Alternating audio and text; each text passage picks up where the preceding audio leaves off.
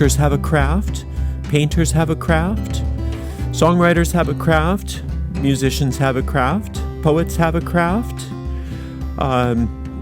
sculptors have a craft. There's a lot of different crafts out there. Jewelers have a craft. There is something that combines them together, and that's the ability to make, to shape, to mold, to create.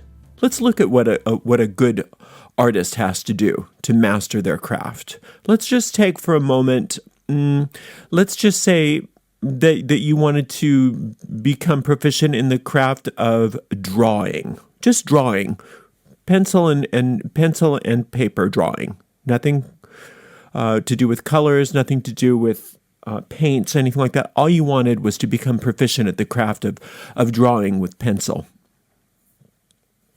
Now, somebody that wanted to become proficient with the drawing of pencil, they may have some natural talent, right? But natural talent isn't usually enough to excel at any craft. They have to practice. They have to train. They have to work.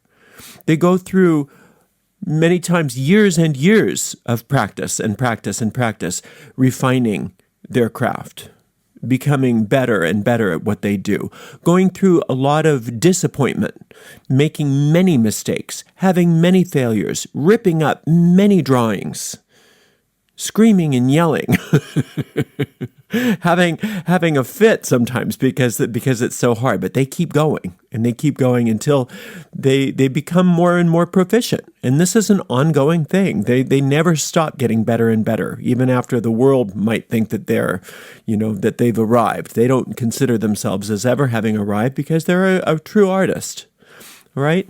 Now, but for some reason, people have it in their minds that magic is different. Witchcraft is different. With witchcraft, it should just work, and it should be so easy. Now, I don't know whoever put that idea out there, that witchcraft somehow is going to be easier than other crafts, and it should just work. And it shouldn't take any effort on our part. We shouldn't have to build any skill. It's magic. It should just work for us. How does that make any sense? How does it make sense that every other artist has to commit their entire lives to perfecting the art?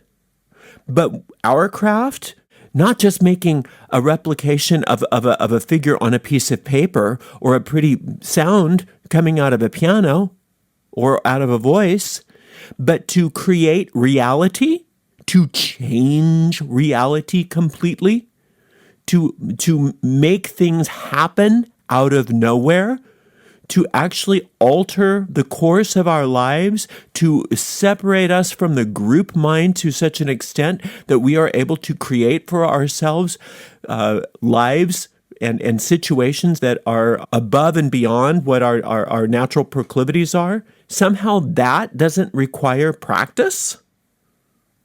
Somehow, for some reason, that's precluded from having any kind of commitment, dedication, practice, or training.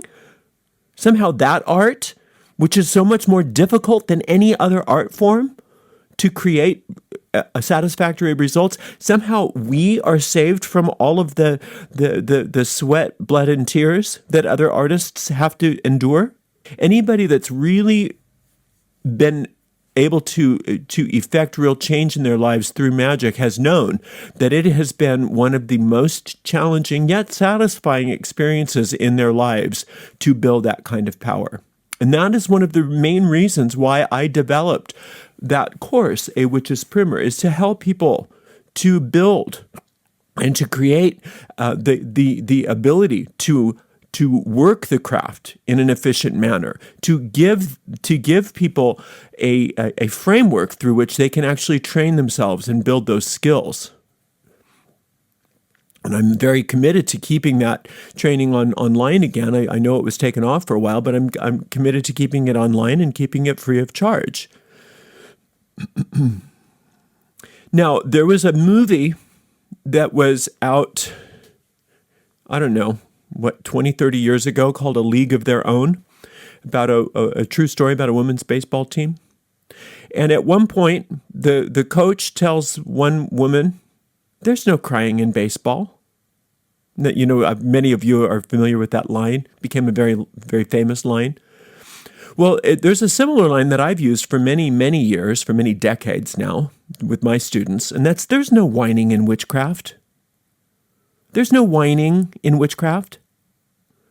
You come back to me and you say, oh, my spell didn't work. Nothing ever works. This stuff doesn't work. Right? You do that? Well, it obviously doesn't work for you, and it's not going to if that's what you bring to it. If you bring whining into the equation, I promise you will never get it to work. Because witchcraft requires a trained mind. What you bring to your craft is what you're going to get. So your results are always proof of what you're bringing to your craft. Magic gives you more of what you bring to it.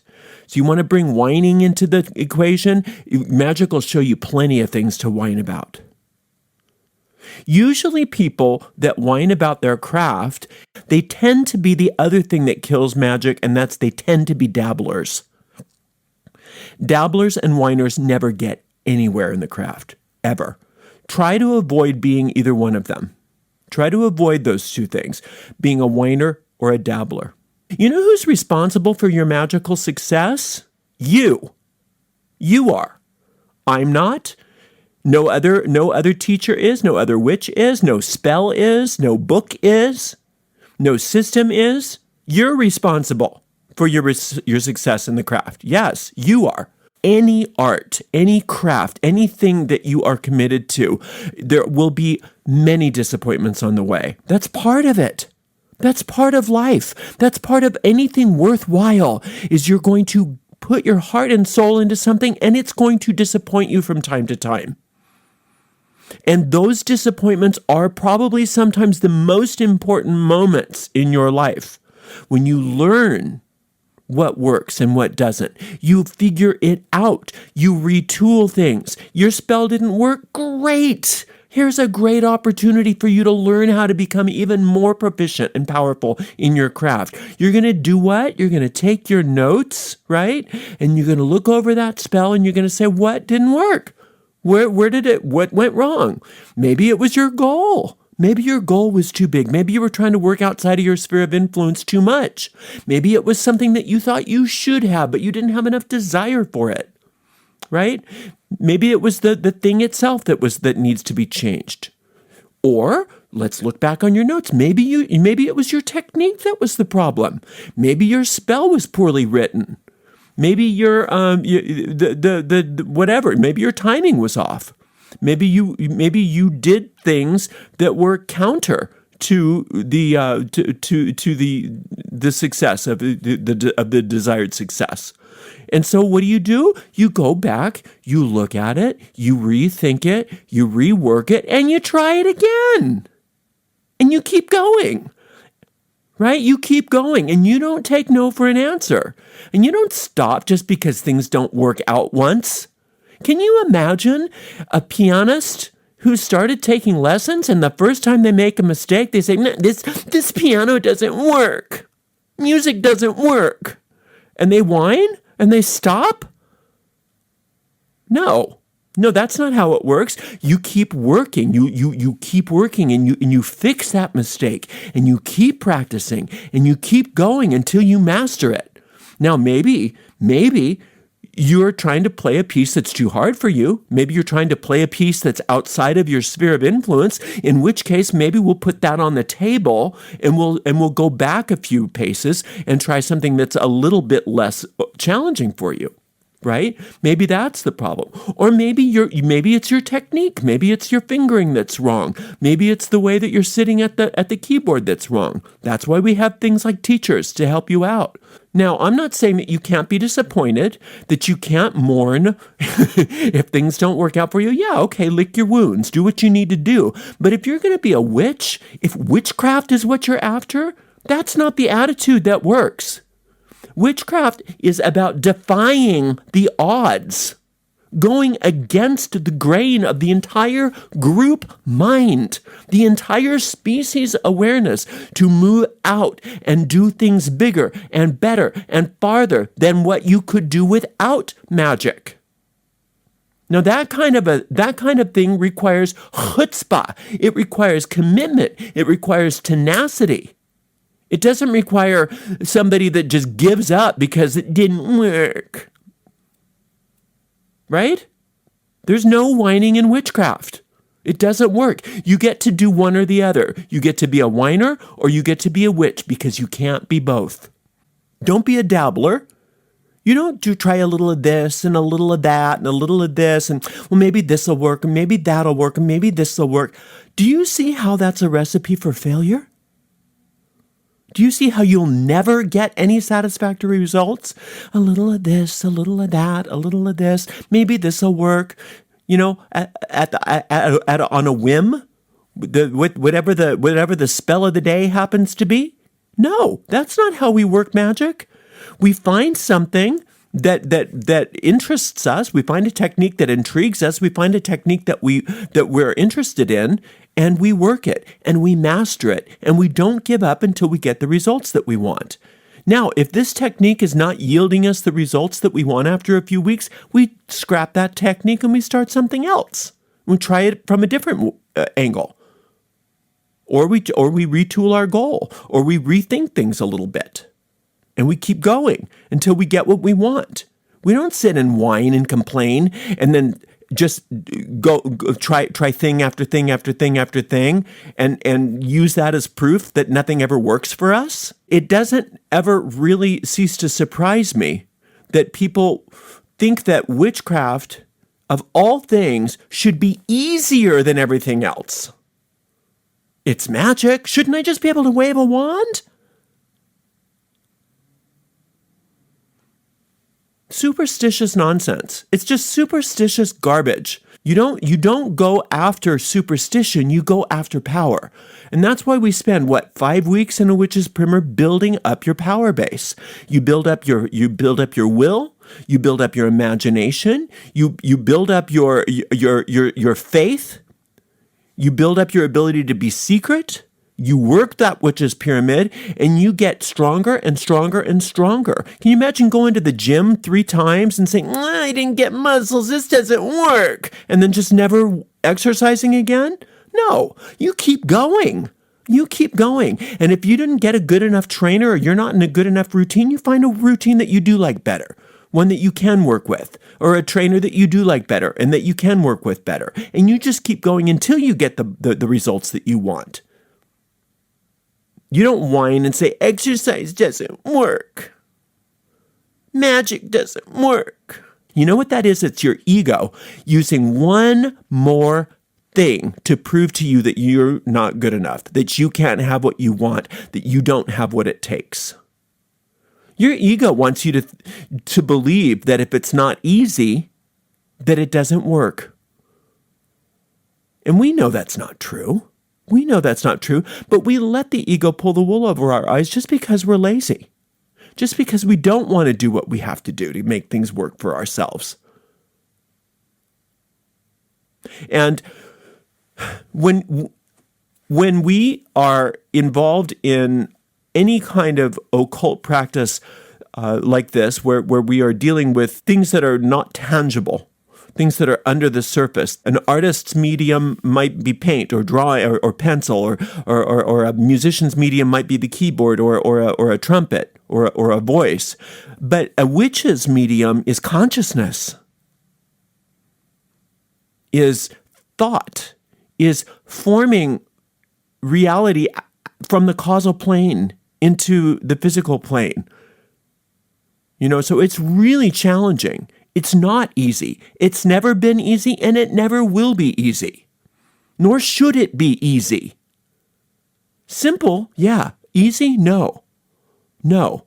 Because you have to go against everything that the world tells you. You have to go against everything that you grew up believing.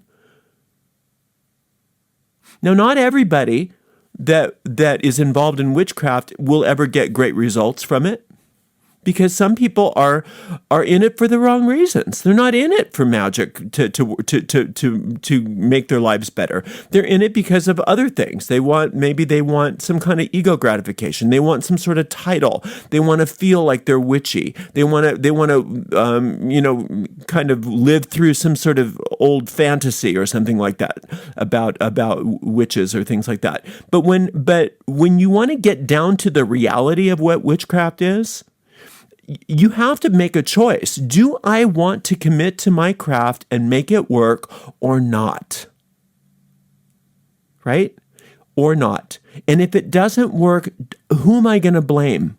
Am I going to blame that magic doesn't work? Am I going to blame that the teacher gave me the wrong information? Am I going to blame the moon phase? What am I going to blame? Maybe that I gave up. How about that? How about you blame the fact that you gave up? Because that's the only way you can fail in witchcraft or anything, is by giving up. You're giving up on yourself, you're giving up on your craft, you're giving up on everything. And it's a type of giving up when you start whining about everything. Nothing ever works for me. Wah. I guarantee you, if you're whining, you haven't done those 5 weeks of power building exercises in a witch's primer.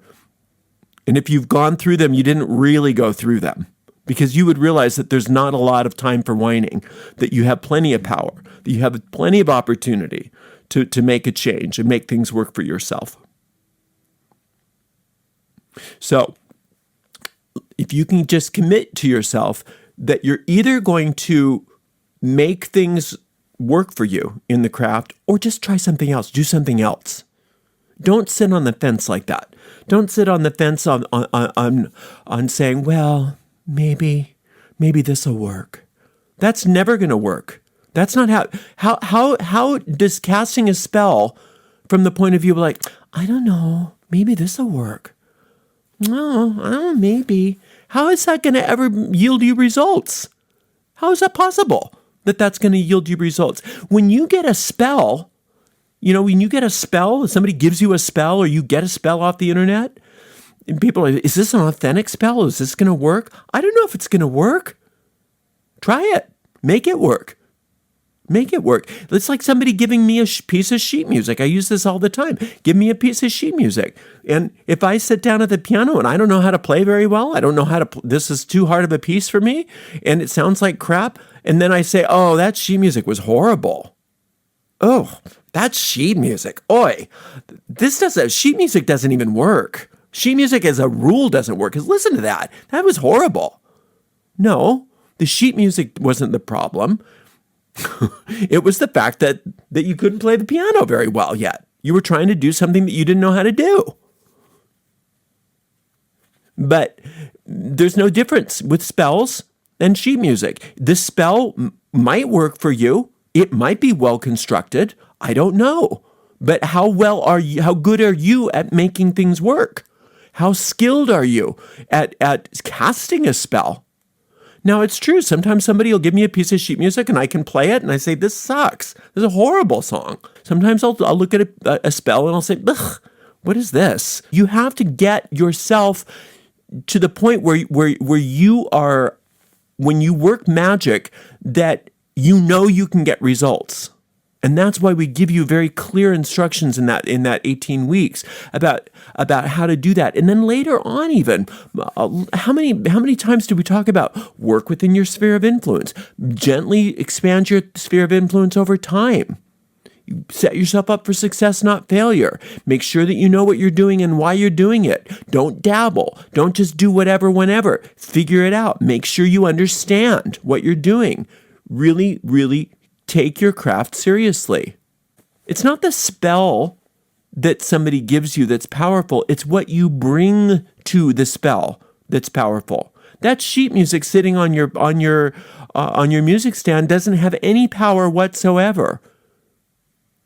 But if you have the skill to play that sheet music, you can determine the merit of that sheet music and whether you want to use it or not, whether you want to put that in your recital or not, whether that becomes part of your repertoire or not. And the same thing goes with spells. If once you're at a skill level, you can look at a spell, you can try a spell out, and you can say, yeah, I like this spell. Nah, I don't like this spell. But it's not the spell that's all that powerful. Going through a witch's primer, through the spell casting, you could even take a spell and not have one little prop at all and make it work, just by knowing how to use your mind. By knowing the steps of spell casting, by practicing the steps of spell casting, and doing it over and over and over and over again. Refining your techniques, refining things, making things better and better for yourself, getting stronger and stronger, keeping that success rate going higher and higher and higher, and not giving up just because it doesn't work for you sometimes, especially while you're a beginner. Who do you think you are? That you shouldn't have to put the work in, if that's how you feel. Well, this is magic. Shouldn't it do it for me? No. Who told you that? Who told you magic is going to work for you? That's like saying music is going to work for me. Ballet is going to work for me. You know what I'm saying? Oil painting will work for me. No, magic isn't going to work for you. Magic is just there for you to use, to work. But you have to get strong. You have to get skilled. And you have to say, I'm going to stick with this no matter what, because I'm going to make this stuff work. I have goals. I have things I want, and I know I can make it work. So just take this next week and really see what attitude you're bringing to your magic. And how easily disappointed are you? How easily do you want to just throw up your hands and say, meh? How quick to whine are you? How much dabbling do you do?